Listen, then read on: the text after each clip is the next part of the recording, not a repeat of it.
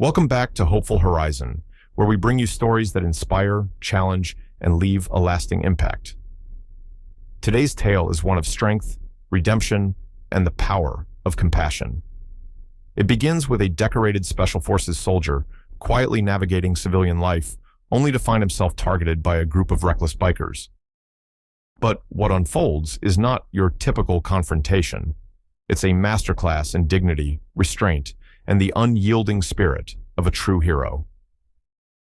Get ready to witness an intense showdown that goes far beyond physical strength, showcasing the power of wisdom and integrity in the face of provocation. Stick with us as we dive into a story that will leave you inspired and remind you of the real meaning of courage. If you love stories with unexpected turns and life-changing moments, don't forget to like, comment, and subscribe. Hit the bell icon so you never miss another unforgettable tale from Hopeful Horizon. And as always, let us know where you're tuning in from. The afternoon sun hung low in the sky, casting a warm, golden light over the city's bustling main street. The air was alive with the rhythmic hum of conversation, laughter, and the occasional hiss of street vendors flipping skewers on portable grills. Children darted between their parents, clutching dripping ice cream cones, while shop owners called out discounts to passers-by. Among the crowd, Michael Carter walked at a steady pace, his upright posture setting him apart. Dressed in a plain olive green shirt, dark jeans, and well-worn boots, Michael carried an air of quiet dignity. A closer look revealed the details that made strangers pause, a faint scar tracing his left jawline, a rigid discipline in his movements, and a sharpness in his eyes that hinted at untold stories. He carried a canvas satchel slung over his shoulder, the insignia of the Army faint but visible. Michael had just come from the VA clinic a few blocks away, where he had his quarterly checkup. It was a routine he never missed, though the sterile, clinical environment often made him feel detached from the world outside. The busy street was a welcome contrast, grounding him in the moment. As he turned the corner onto a narrower stretch of road, the distinct growl of motorcycle engines broke through the ambient noise. 5 bikers, clad in leather vests and dark helmets, rolled onto the street, their arrival marked by a sudden hush among the pedestrians. Michael barely glanced at them, his focus on navigating the crowd. Yet, the bikers' voices rose above the din, crude laughter and jeering remarks filling the air. "Hey, soldier boy," one of them yelled, his voice dripping with mockery.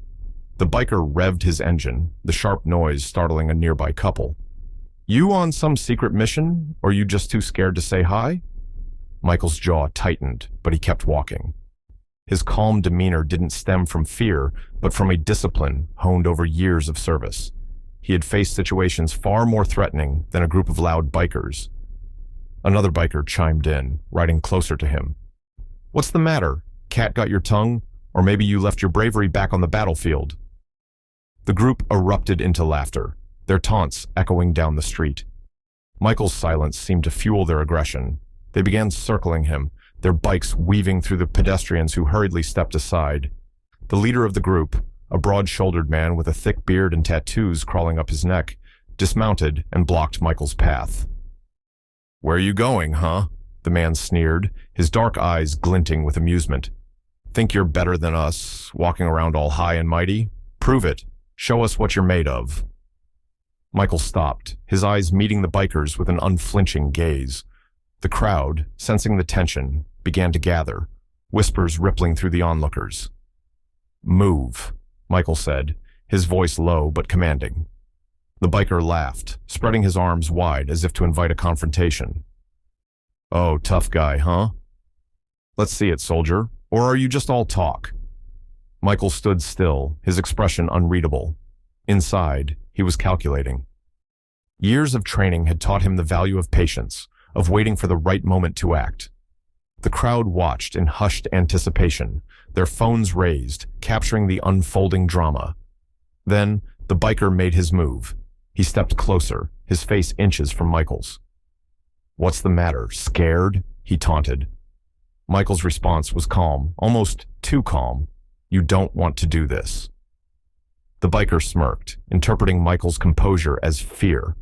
He reached out to shove him, but before his hand could make contact, Michael sidestepped with a fluid motion, leaving the biker stumbling forward. A collective gasp rippled through the crowd.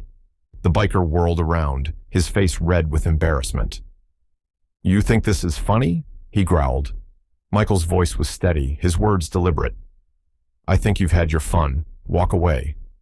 But the biker's pride had been wounded, and his friends, still on their bikes, jeered from the sidelines. "Come on, Rick. Don't let him punk you out like that." Rick, emboldened by their cheers, lunged at Michael. What happened next was a blur. Michael's movements were precise, almost effortless. He sidestepped again, using Rick's momentum against him. With a subtle shift of weight and a quick sweep of his leg, he sent the biker sprawling onto the pavement. The crowd erupted in murmurs, phones now aimed at Rick, who groaned as he scrambled to his feet. Michael stepped back, his stance neutral but ready. His eyes scanned the remaining bikers, who were now watching him with a mix of caution and anger. "Enough," Michael said, his tone carrying a weight that silenced even the onlookers. For a moment, it seemed as though the confrontation might end there. But one of the other bikers, younger and wiry, revved his engine and shouted, "Get him, Rick! Don't let him show you up like that!" Rick's face twisted in rage as he lunged again, fists swinging wildly. Michael's instincts took over. In one swift motion, he deflected Rick's attack, twisting his arm behind his back and guiding him to the ground with calculated force. Rick let out a yelp of pain, but found himself unable to move. Michael leaned in close, his voice barely above a whisper. "Walk away now." The tension in the air was palpable. The bikers, who moments ago had been laughing and jeering, now exchanged uneasy glances. The crowd, growing larger by the second, watched in awe. Rick, breathing heavily, nodded reluctantly. Michael released him and stepped back, his eyes still locked on the group. The younger biker, who had been so eager to escalate the situation, looked away, his bravado evaporating under Michael's unyielding gaze.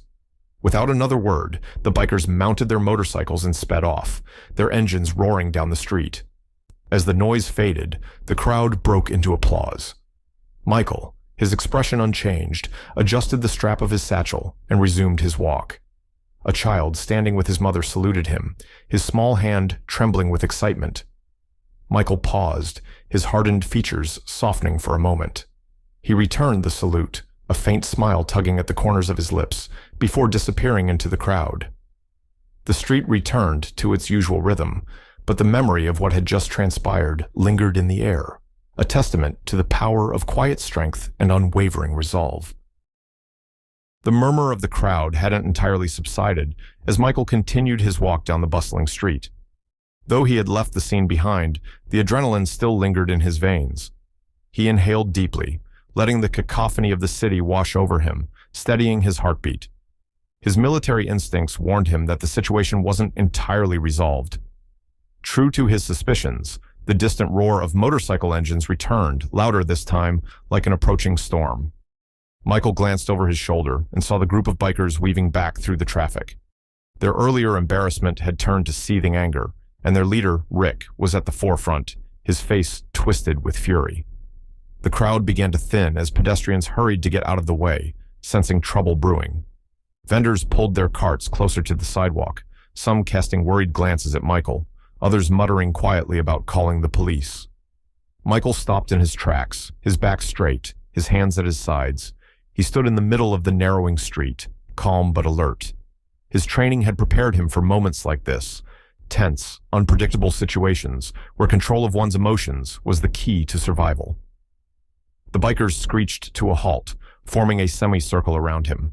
Their engines growled like wild animals as Rick dismounted again, his boots crunching against the pavement. "You think you're some kind of hero, huh?" Rick spat, pointing a finger at Michael. "Think you can embarrass me in front of all these people and just walk away?" Michael tilted his head slightly, his expression unreadable. "You embarrassed yourself," he said evenly. The crowd, which had started to gather again at a cautious distance, murmured at Michael's words. A few bystanders had their phones out, filming the escalating confrontation. The red recording lights blinked in the background, unnoticed by the bikers, but not by Michael. "Why don't you drop the tough guy act and fight me like a real man?" Rick challenged, taking a step closer. Michael didn't flinch. "I don't need to prove anything to you," he said, his tone firm. "Walk away before you make this worse for yourself." Rick's face darkened, and the other bikers began to dismount, their movements aggressive and coordinated. The leader's voice rang out, a low growl filled with menace. "You hear that, boys?" "He's scared." Michael's eyes flicked to the other bikers, assessing them. They were posturing, their confidence bolstered by their numbers. But he could see the cracks, nervous glances, hesitations in their steps. They weren't as brave as they wanted to appear. "You've got 5 seconds to get back on those bikes and leave," Michael said, his voice calm but commanding. "Don't make me regret giving you that chance." The challenge hung in the air like a taut wire. For a brief moment, it seemed like they might back down, but Rick wasn't ready to let his pride take another hit. "Enough talk!" he roared, lunging at Michael with fists raised. Michael moved like water, sidestepping Rick's attack with practiced ease. In one fluid motion, he grabbed Rick's wrist, twisting it just enough to make him stumble, and pushed him away. Rick staggered, but didn't fall, his fury mounting. "Get him!" Rick barked, his voice trembling with anger. The bikers hesitated for a moment before rushing at Michael in a disorganized flurry. The crowd gasped as the first biker reached Michael, throwing a wild punch. Michael ducked, his movements quick and precise, and used the biker's momentum to trip him, sending him sprawling onto the pavement. Another came at him from the side, swinging a length of chain. Michael stepped back, narrowly avoiding the strike, and grabbed the chain mid-swing. With a powerful yank, he pulled the biker off balance, sending him crashing into a parked car. "That's enough," Michael barked, his voice cutting through the chaos.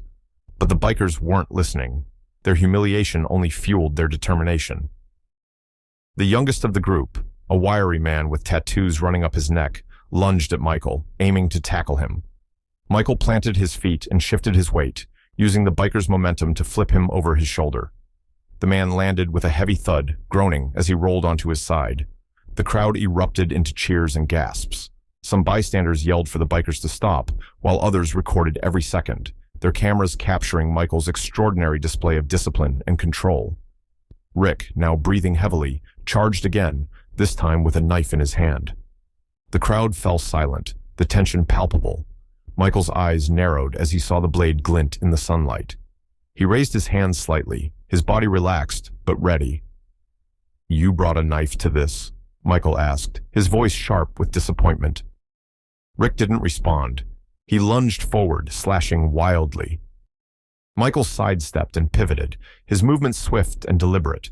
With a quick motion, he disarmed Rick, twisting the knife out of his hand and tossing it aside. Rick howled in pain, clutching his wrist as he fell to his knees. "Enough," Michael said, his voice low but commanding. The remaining bikers froze, their confidence shattered. They exchanged uneasy glances, their earlier bravado now replaced with fear. Before anyone could react further, the wail of a police siren cut through the air. A squad car pulled up, its lights flashing. 2 officers stepped out, their hands hovering near their holsters as they surveyed the scene. "What's going on here?" one of the officers demanded, his voice authoritative. The crowd began shouting over one another, pointing at the bikers and explaining what had happened. The officers approached cautiously, their eyes narrowing, as they noticed the knife on the ground and the bikers' disheveled state. "Hands where we can see them," the second officer ordered. The bikers reluctantly raised their hands, their earlier aggression evaporating in the face of authority. Michael stepped back, his stance relaxed but alert.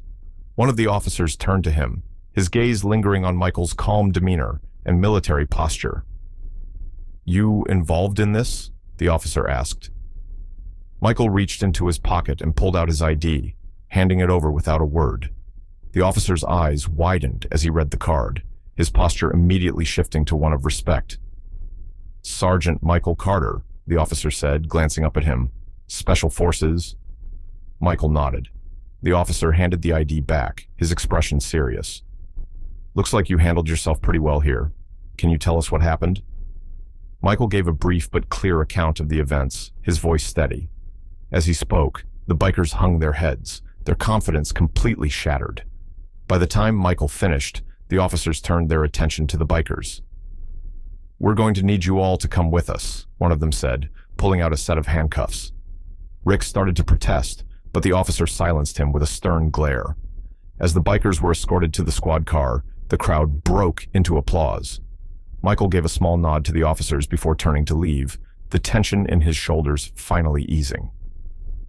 The street slowly returned to normal, but whispers of the soldier who had taken on 5 bikers and walked away unscathed lingered in the air. Michael resumed his walk, his thoughts already shifting to the evening ahead. But as he turned the corner, a small voice called out behind him. "Thank you, mister." Michael turned to see a young boy waving at him, his face lit with admiration. Michael smiled and raised a hand in acknowledgement before disappearing into the bustling city once again. The air in the urban street was electric, charged with the energy of what had just unfolded. Though the bikers had been detained, the adrenaline still buzzed in the crowd. Michael Carter continued his calm walk, though his mind churned with thoughts of what had transpired. As he reached the next intersection, he noticed a new commotion brewing behind him.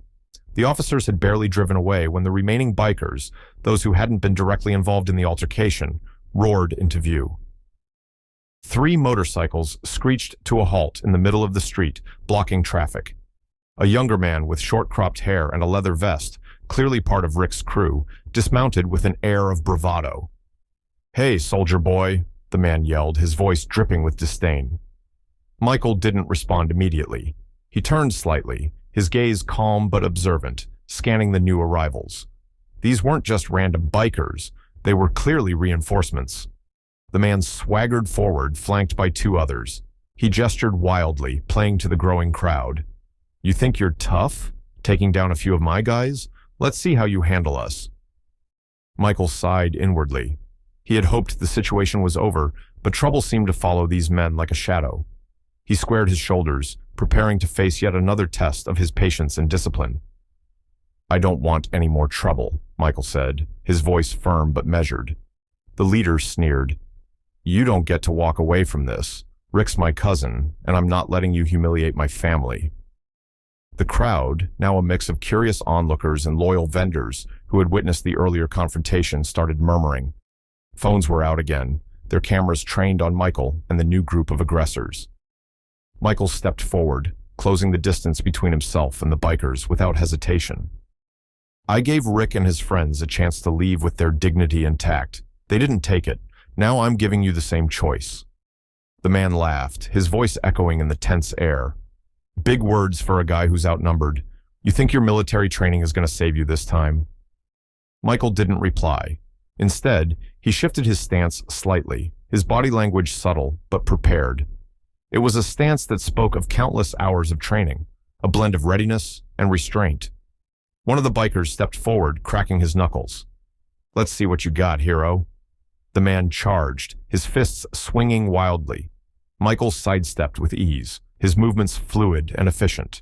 He grabbed the man's arm mid-swing, twisting it just enough to force him to the ground without causing serious harm. A gasp rippled through the crowd. The leader snarled, gesturing for the others to move in. The second biker rushed forward, swinging a heavy chain. Michael ducked the first strike, then grabbed the chain with one hand and yanked it hard, pulling the man off balance. The biker stumbled, and Michael used the momentum to push him aside, sending him sprawling to the pavement. "You don't want this fight," Michael said, his voice calm but commanding. But the leader wasn't deterred. He pulled out a metal baton, brandishing it with a smirk. "We'll see about that." The crowd grew silent, the tension thick in the air. The leader charged, swinging the baton in a wide arc.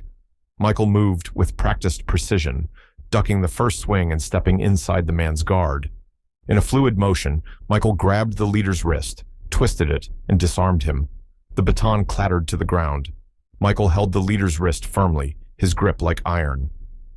"This is your last chance to walk away," he said, his voice low but steady. The leader grimaced, his bravado faltering as he realized he was outmatched. He yanked his arm free and stumbled back, his eyes darting around as if searching for an escape. Before the situation could escalate further, the sound of more sirens filled the air. Another police car pulled up, this time with more officers. The crowd parted as the police approached, their hands hovering near their weapons. "What's going on here?" one officer asked, his tone sharp. Michael took a step back, raising his hands slightly to show he meant no harm. "They attacked me," he said simply, gesturing to the bikers sprawled on the ground. The leader of the new group tried to protest. "He's lying. He started it." But the crowd quickly came to Michael's defense, their voices rising in unison. "No way. We saw the whole thing." They attacked him first. The officers turned to the bikers, their expressions stern. "Looks like you boys need to come with us," one of them said, pulling out handcuffs. The leader protested, but it was no use.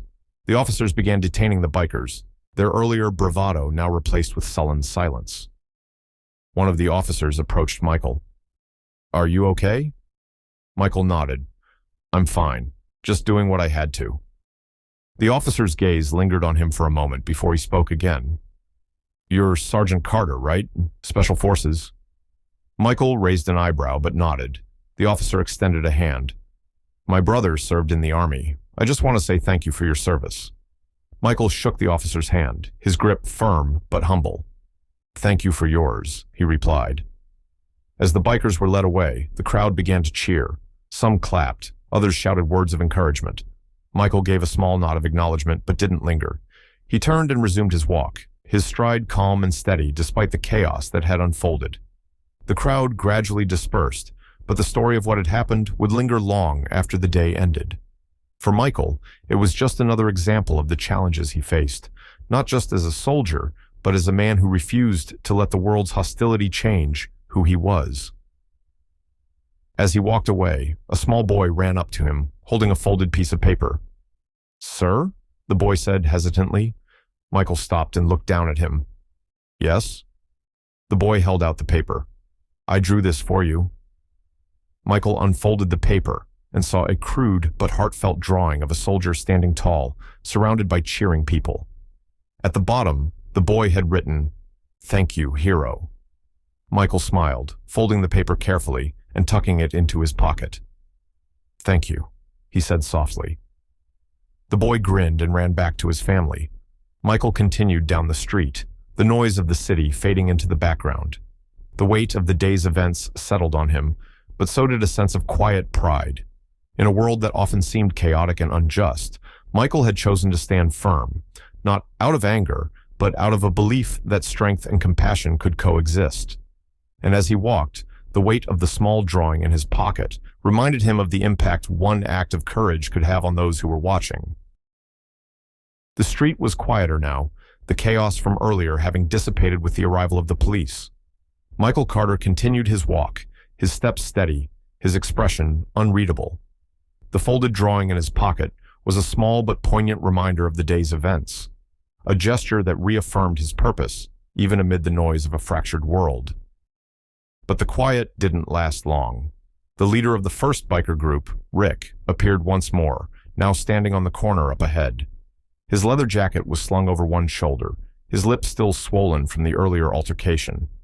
Flanked by two other bikers, he looked less confident, his bravado tempered by the public humiliation and arrests of his crew.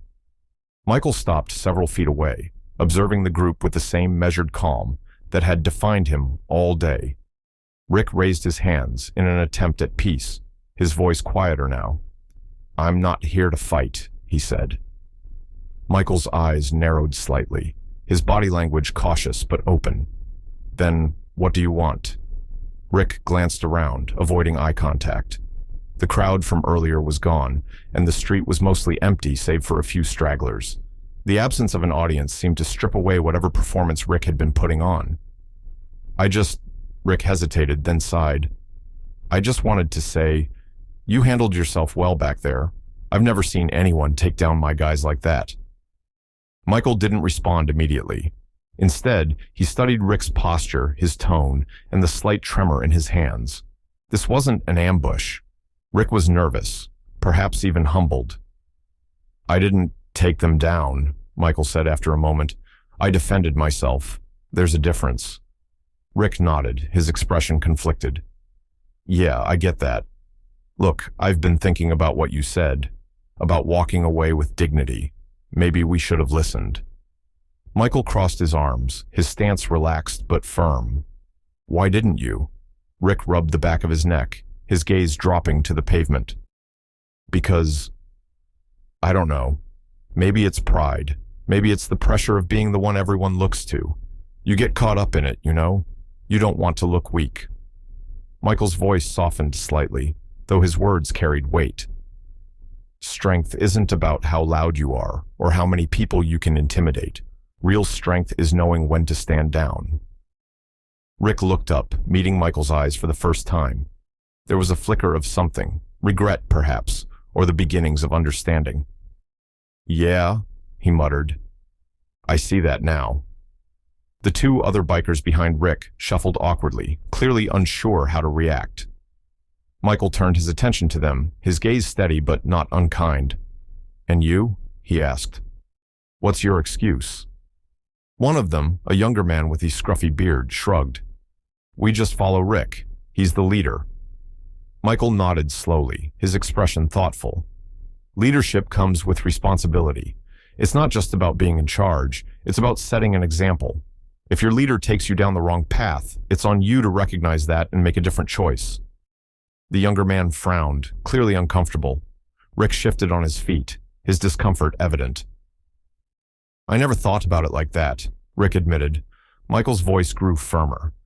"Well, maybe it's time you start. You've got influence over these guys.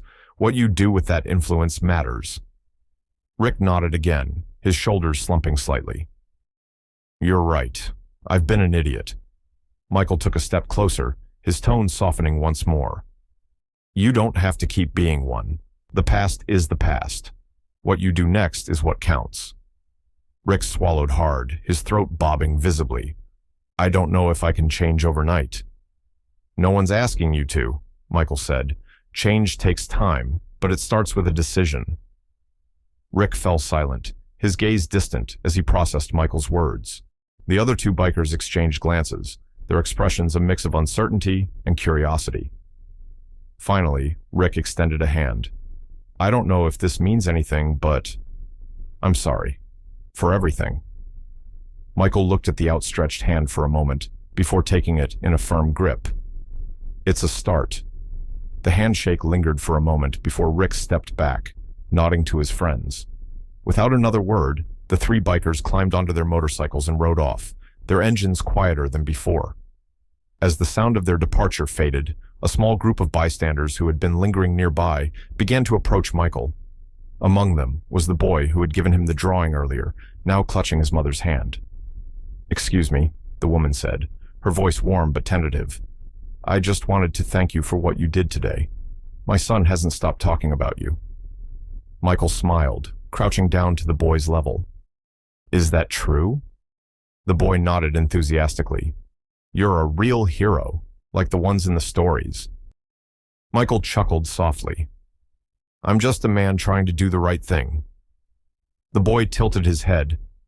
"But isn't that what makes someone a hero?" Michael's smile widened, and he ruffled the boy's hair. "Maybe you're right."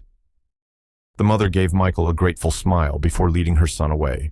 Other onlookers offered nods of approval and quiet words of thanks as they passed, their respect palpable. As the street began to empty, Michael finally resumed his walk, the weight of the day settling into his shoulders. He felt no pride in what had happened, only a quiet satisfaction that he had stayed true to himself. The city's sounds enveloped him once more. The hum of traffic, the chatter of pedestrians, the distant wail of a siren. Amid the noise, Michael found a sense of peace. When he reached his apartment building, he paused on the steps and looked out at the bustling street. A small child in a stroller waved at him from across the road, and Michael raised a hand in return. He didn't need accolades or recognition. For Michael Carter, being a soldier wasn't just about fighting battles, it was about living a life of honor, even when no one was watching. And as he opened the door and stepped inside, the folded drawing in his pocket reminded him that sometimes the smallest gestures carried the greatest weight. Thank you for joining us for this powerful story of resilience, courage, and the enduring strength of character. Michael's journey reminds us that true power lies not in physical might, but in the ability to choose compassion over confrontation, even in the face of hostility. If this story moved you, don't forget to share your thoughts in the comments below.